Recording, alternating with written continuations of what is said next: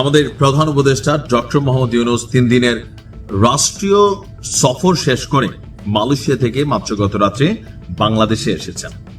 আসার পরে তিনি নিশ্চয়ই ভাবছিলেন যে ভালো ভালো সংবাদগুলা পাবেন, যেহেতু তিনি এই মুহূর্তে বাংলাদেশ নামক রাষ্ট্রটার সর্বোচ্চ ব্যক্তি। সো এই মুহূর্তে বাংলাদেশের কোনো পজিটিভ অর্জন, ওনার জন্য পজিটিভ অর্জন, কোনো নেগেটিভ অর্জন, এটা কিন্তু ওনার সরকারেরই নেগেটিভ অর্জন। দেশে পা দেওয়ার সম্ভবত কিছুক্ষণ আগে পরেই তিনি এই তথ্য নিশ্চয়ই গণমাধ্যমের বরাতে অথবা ওনার যারা প্রেস সেক্রেটারি লোকেরা আছেন তারা তার কানে দিয়েছেন। একদিকে মাঠের রাজনীতি এই মুহূর্তে অনেকটা উত্তাল। এনসিপির যে জুলাই সনদ বাস্তবায়ন বা জামাতেরও সেটা নিয়ে একটা চাপ তো আছেই। নির্বাচন ফেব্রুয়ারিতে হবে মালয়েশিয়াতে তিনি স্পষ্ট জানিয়ে দিয়ে আসছেন। বাট এনসিপি নেতা নাসিরুদ্দিন পাটোয়ারির যে ফেব্রুয়ারিতে নির্বাচন হবে না, এই বক্তব্যগুলা ওনাকে একটা টেন্স দিচ্ছে। এর মধ্যে এগুলা যতটুকু টেন্স দেখ না দেখ, গতকালকে আপনার সম্ভবত রাত্র কটার দিকে আমি জানি না, হয়তো মাঝরাতের কাছাকাছি তিনি বাংলাদেশে ফিরে এসেছেন। আসার পরে যে দুঃসংবাদটা পাইছেন আমি মনে করি এটা হচ্ছে বাংলাদেশ বিশ্ব ব্যাংকের লাল তালিকায়। কেন?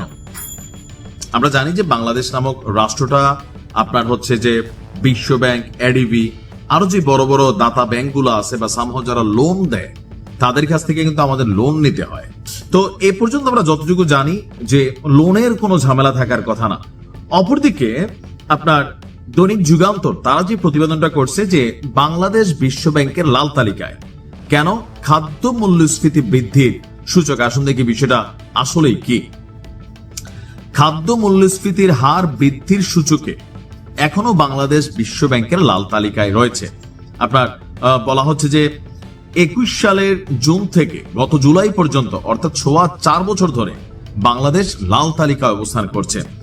আলোচ্য সময়ে প্রতি মাসে বাংলাদেশের খাদ্য মূল্যস্ফীতির হার 5% উপর। এখন আওয়ামী লীগ সরকারের সময় লুটপাট হয়েছে, দুর্নীতি হয়েছে, আমাদের সরকার প্রতিনিয়ত বলছে। বাট গত 1 বছরেও আমরা আমাদের খাদ্য উপদেষ্টার মুখে শুনলাম যে ইতিহাসের সর্বোচ্চ পরিমাণ খাদ্য রিজার্ভে আছে।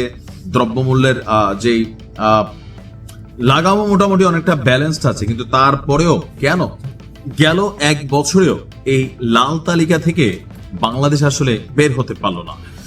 তো এই প্রতিবেদনটি গতকালকে আরেকবার সামনে আসছে। এর আগে 2021 সালের মে মাসে খাদ্য মূল্যস্ফীতির হার 5% কম বেড়েছিল, অর্থাৎ 4.8% ছিল, 8-7%।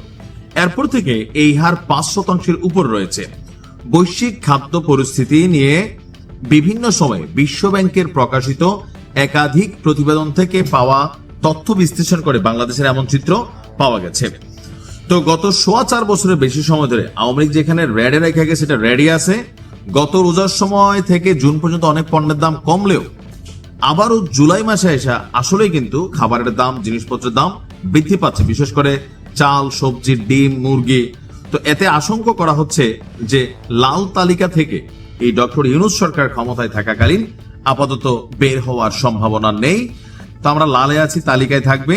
ওইসব দেশের মুদ্রার মান স্থিতিশীল না বলে ধরে নেওয়া হয়, ফলে ওইসব দেশে বিদেশি বিনিয়োগ বাধাগ্রস্ত হয়। কারণ বিদেশি বিনিয়োগকারীরা বিনিয়োগের আগে অর্থনৈতিক সূচকগুলোর ক্ষেত্রে ডলারের প্রবাহ, দাম, মূল্যস্ফীতির হার সবকিছু সবার আগে পর্যালোচনা করেন।